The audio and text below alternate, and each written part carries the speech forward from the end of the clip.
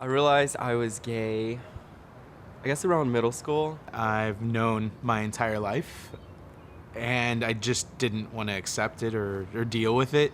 It took a while to figure out what it was actually called, but it was around 5th grade or so. I remember reading in junior high school, like looking through a dictionary or and finding the word homosexual, and I was going, "That's me."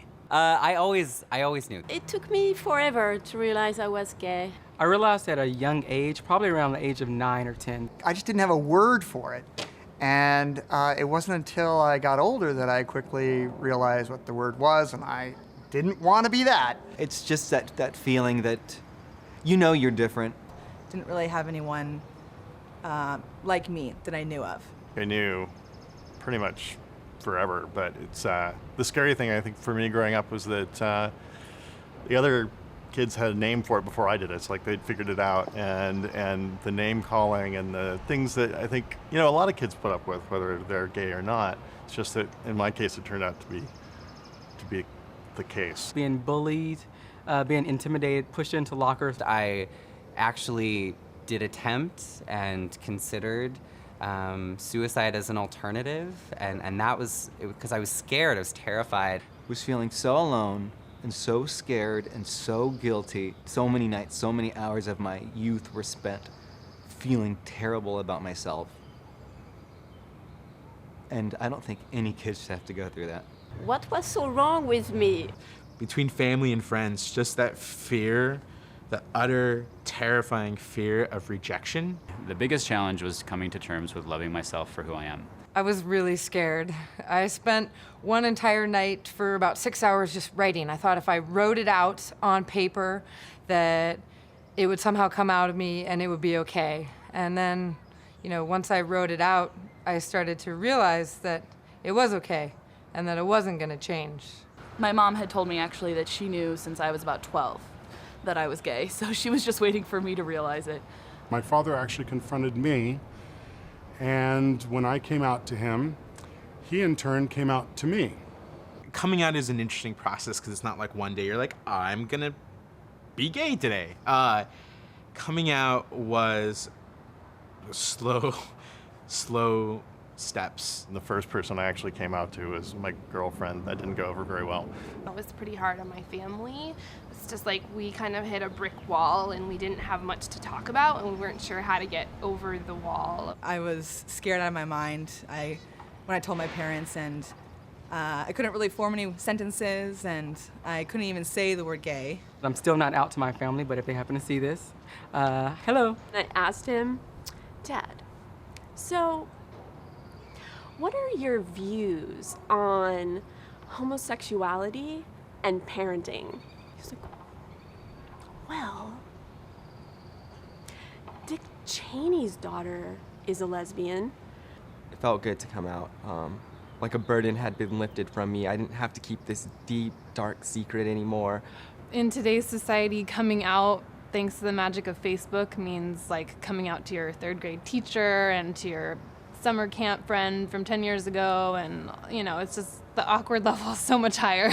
I came out by emailing 200 or so people with the subject, "I'm gay." I got back to my email inbox and I had a gazillion replies, and people forwarded the message to people all across campus that I had never even met before, and I had so much support that it felt like at the time it was kind of a cowardly way to come out because it wasn't a direct face-to-face. At the same time, it was something that allowed me to really see documented emails. I printed them out and I made a book. When I got brave enough to actually tell my parents, I told my mom during an argument. We were fighting about something, I think it was school, and I was losing the argument, so I just threw it out and said, "By the way, I'm gay." She came into my room later on and said, "That's fine." I still love you anyway. I told my dad, and he was great. I was shocked. He said that on the one hand, he was a little hurt because he was a guy and why didn't I like guys? But on the other hand, he loved women and he could understand where I was coming from. And when he said that, I kind of laughed, and I was so relieved, and then I knew it was going to be okay. And then all of a sudden she started crying. And I said, well, why are you crying? And she said, well, now I know to pray for a nice boy for Scott. It made me feel so good. What I think was funny about my coming out story was that finding support was really much easier than finding hate, and that people, when I was comfortable to tell them, were very open to receiving me. But you know, I got the help that I needed. I found the support that I needed. The best part of my life right now is being able to work in a place that accepts me for who I am, for the geek and nerd that I am, and for the gay man that I am as well. I have an incredible life now. My partner and I have been together for 15 years.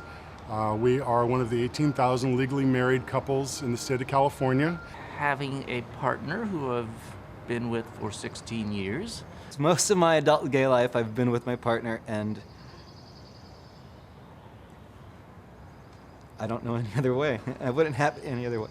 I also feel happy that that my sexuality doesn't isolate me or define me. And that's what I felt like it did based on society and the way they view you, or in how you're ashamed and you pull away. It's only a part of me. The best part of my life is I made it to my 30s feeling very healthy and happy, so I'm glad of that. The best part of my life right now is that the best is yet to come. So many good things are going to happen to me, and I want to see that. There's no reservations about what it is that I do now, ever. Being a gay man, I probably had a richer life than a lot of people. Being gay is good. It's even better than good. It's actually great. I would encourage younger people to look around the world around them and to see that there's differences everywhere. Cultural diversity and biodiversity are really fundamentally related in my view, and I see them as being what makes life so beautiful and so rich. And also it's natural, and that once you can recognize that there's differences within people, there's differences within every species, that we can come together and we can recognize that the differences are really what make the world such a beautiful place. I never asked to be gay. I never asked to be straight. The only thing I've ever really strived to be is myself. My message to the LGBTQ youth is that through the tears and the rainstorm, all that hardship, the suffering, there is something beautiful at the end, and that is the rainbow. Come out sooner. There's no reason to try to delay anything. It damages your self-esteem to always be in the closet and looking over your shoulder, wondering if someone's going to find out or how they'll react when they do. But just come out sooner. Your family loves you, your friends love you, and you're gonna be okay. I've never met anyone that's regretted coming out. It takes a lot to get there, but it's really, really important that you don't let other people feel better about themselves by making you feel less of who you are. And just know that there are people out there that are there to help you. It's understandable to want to fit in, but don't ever deny who you are to do it. It's okay to be different. You don't have to feel the pressure to go along with what everyone else is doing, and that if you think you might be different or if you're confused about something, to not be afraid to explore that, and to not be afraid of what you find. You have an amazing future.